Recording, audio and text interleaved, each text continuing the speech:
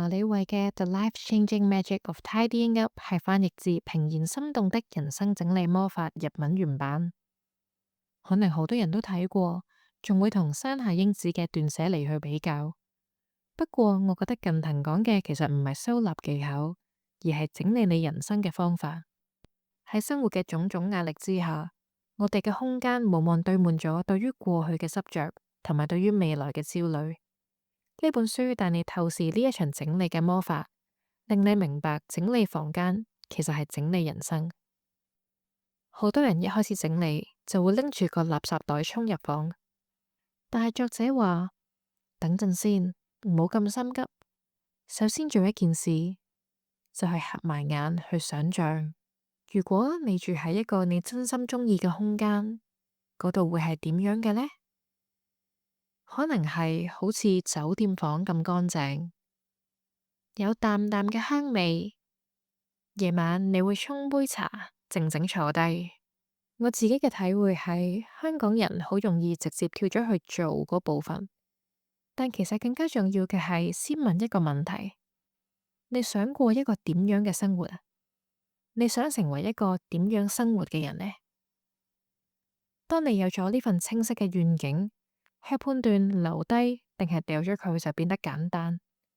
呢樣嘢符唔符合我想要成為嗰個人呢？有啲人想過好豐富嘅物質生活，擺滿一屋玩具，咁佢要做嘅嘢其實唔係掉咗啲玩具，而係將空間整理到可以擺到琳琅滿目嘅物品之餘，又方便清潔，同埋亦都會安全。我自己中意有一個角落可以靜靜地睇下書，所以我嘅整理方向係會減少視覺干擾，但係會方便沖茶同埋點香薰蠟燭。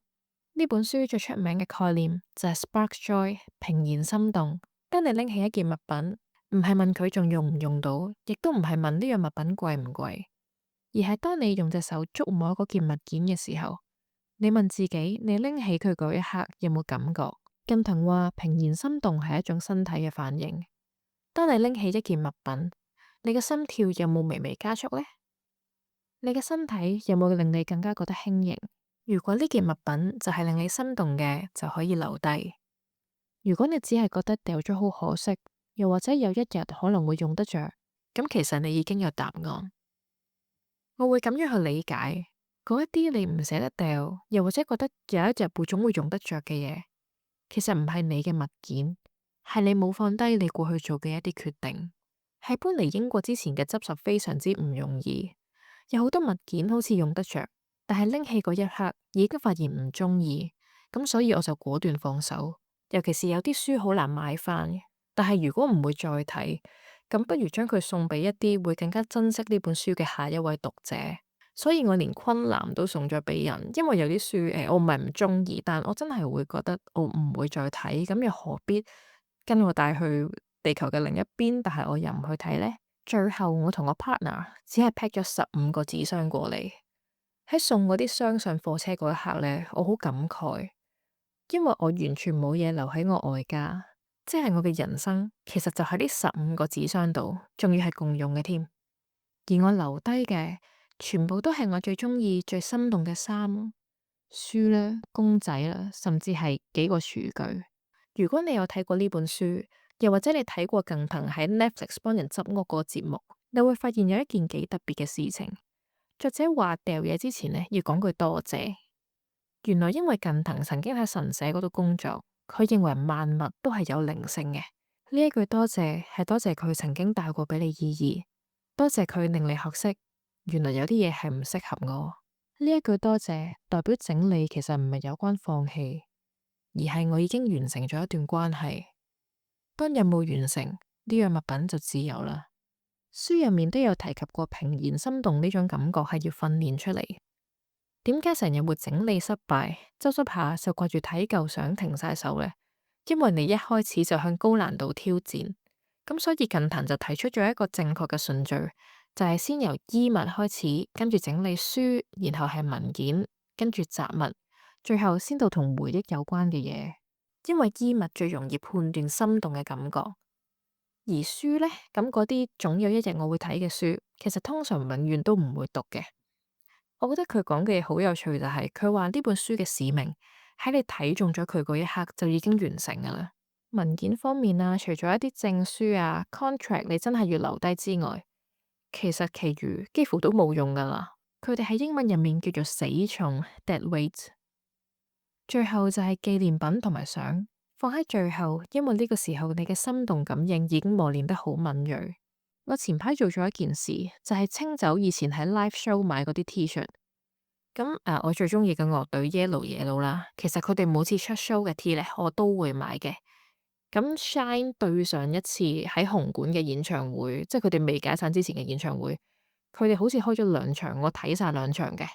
咁嗰件 Shine On T 呢，就係之後先至再訂。咁我有帶到呢啲衫過嚟英國嘅，但係有一日呢，我就下定決心清走晒，因為嗰一刻我明白咗，買演唱會周邊係為咗支持偶像，而課金呢一個任務喺我唔買嗰一刻已經完成咗噶啦。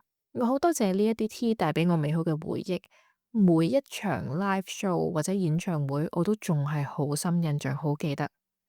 但係呢啲回憶可以唔使用一啲物品嘅形式堆積喺屋企嘅。不過講就咁講啦，我仲有留住一啲周邊嘅，例如 poster 啊、卡仔啊。因為喺整理嘅時候，我拎起嗰一刻呢，我仍然覺得心動，所以我冇掉到。整理完掉完嘢，其實先至係開始。我近年好中意睇嗰啲收納嘢，咁買下又掉下。有一日我明白咗呢，收納唔係為咗靚，而係為咗俾空間可以呼吸。作者有啲好實際嘅建議，例如佢講掛衫呢，就試下將啲衫跟長短同埋顏色深淺嚟到排列。當衣櫃出現咗一條向上傾斜嘅線條嘅時候呢，視覺上會產生咗一種輕盈感。咁因為我自己係用衣帽架，我係冇嗰啲有門嘅衣櫃嘅，咁所以呢個方法對我嚟講特別重要。我會將一眼就望到嗰邊呢，就掛淺色嘅衫，咁望落去就冇咁沉重。收納嘅大原則係每一樣嘢要有自己嘅屋企，因為我哋平時已經夠多決策要做，可能返工啊、覆 message 啦、經營人際關係啊。如果連把鉸剪喺邊呢樣嘢都要諗啊，你會慢慢咁消耗自己嘅。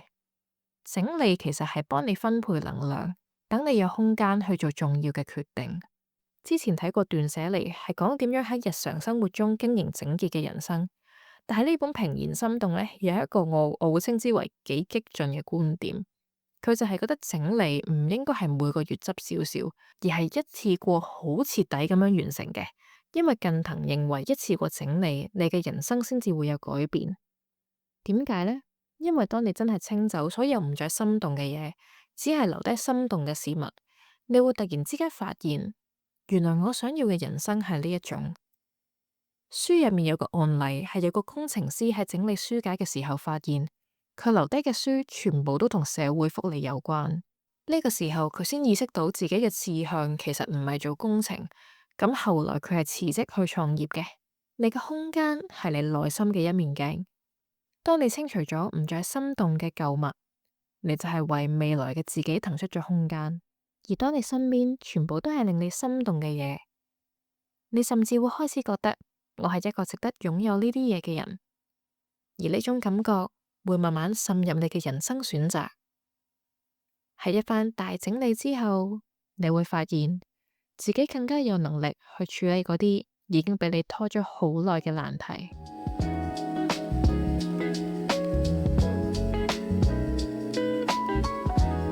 講到最尾，唔係因為間房亂所以心煩，係因為你個心亂，所以間房先至會咁亂。